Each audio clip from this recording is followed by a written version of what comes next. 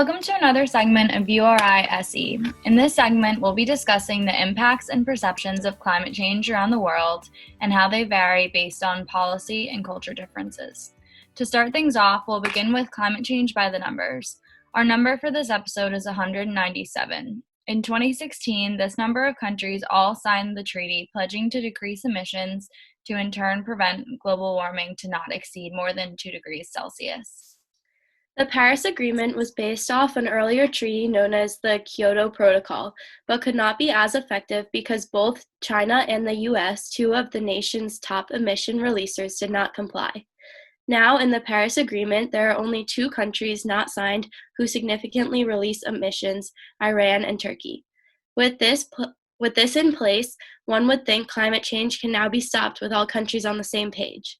Why then, we ask, is there such a disparity between so many countries' regulations towards climate change?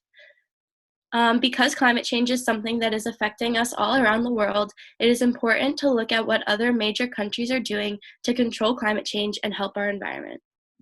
There are some countries that stand out in their above average efforts to combat climate change, and it's important to look to those countries as a model of how we can better serve our environment by considering to apply some of their policies to our nations.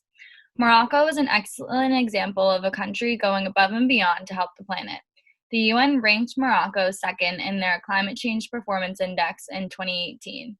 The Climate Change Performance Index, or CCPI, is used to assess countries' aggregate performance through 14 different indicators relating to greenhouse gas emissions, renewable energy, energy use, and climate policy. The Intergovernmental Panel on Climate Change, IPCC, also a part of the United Nations, identified Morocco as a very vulnerable country. Morocco aims to generate 52% of its electricity needs from renewable energy by 2030 and is stimulating local manufacturing with the target of sourcing 35% of the second phase of NOOR concentrated solar plant from local producers. As a member of the Paris Agreement on Climate Action, the treaty referenced in Climate Change by the Numbers, Morocco has one of the largest solar farms in the world. Morocco also intends on exporting power supplies to Europe, other African countries, and the Arab-speaking world. Morocco's rural northeastern coast is vulnerable to the effects of climate change, such as sea level rise, storm surges, and coastal flooding, and poverty decreases the ability of local residents to cope with these disasters. In reaction to their vulnerability to climate change, Morocco has become a leader in climate protection to the world, as they protect their agriculture, fishery, and tourism-reliant economy as climate change affects their surroundings. Since the 1960s, the country has seen an increase in temperature of only 1 degree Celsius and only projects to raise another 0.5 degrees Celsius by 2050. Moroccan rainfall has also lessened and droughts have grown as a result of climate change. Since 1992, Morocco has been very committed to transition to sustainable development while integrating it into high legislation in their 2011 constitution and the 2014 Charte Nationale de l'Environnement. They were also one of the first countries to develop a climate change strategy and action plan. With their national plan against global warming, Morocco continues to create plans based on green investment for the sustainable development future of their country. In 2015, Morocco was hit with a severe drought, which hurt their harvest season and dropped their economic growth to 1.5%, validating their efforts to combat climate change in the present. And they began a water preservation system to prevent this from happening again.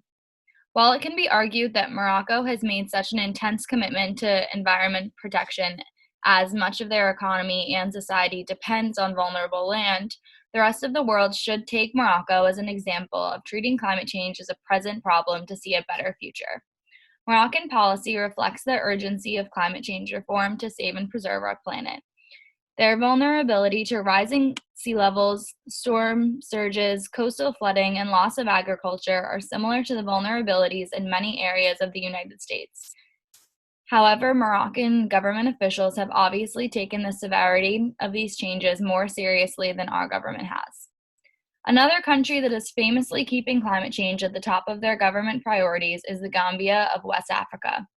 The UN Environment has begun to implement the largest natural resource development project in the history of the Gambia to help the West African nation tackle climate change impacts and restore degraded forests, farmland, and coastal zones.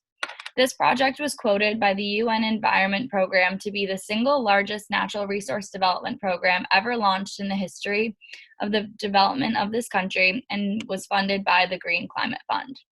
The Gambia was in need of such a large-scale project like this one due to their climate vulnerability by loss of soil fertility and agricultural productivity due to environmental degradation and more frequent and severe droughts and rising sea levels.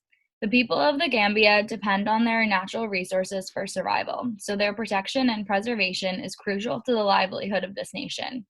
The UN reported that the 6-year project should directly benefit up to 11,550 Gambian households and potentially reach a further 46,200 households indirectly.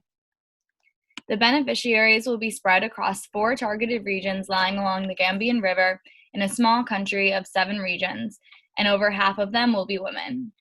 Amira Fida, a UN's Green Climate Fund coordinator, said the project will use large-scale ecosystem-based adaptation, a cost-effective and low-risk approach to adaptation to build the climate resilience of rural Gambian communities and facilitate the development of a sustainable natural resource-based economy within and next to agricultural land, community-managed forest reserves, and wildlife conservation areas. Similar to Morocco, the Gambia is an agricultural-based economy, as it's 40% of their exports and makes up 26% of their GDP. The people of the Gambia and Morocco rely on the land day to day in a more direct and obvious way than we do in the United States, making the importance of climate change prevention easier for the vast majority of locals to understand and thus easier to agree and comply with the lifestyle changes that climate change action requires. Agricultural-based economies have already taken serious hits all over the world due to climate change, so it makes sense that these countries are the ones taking it with the most weight.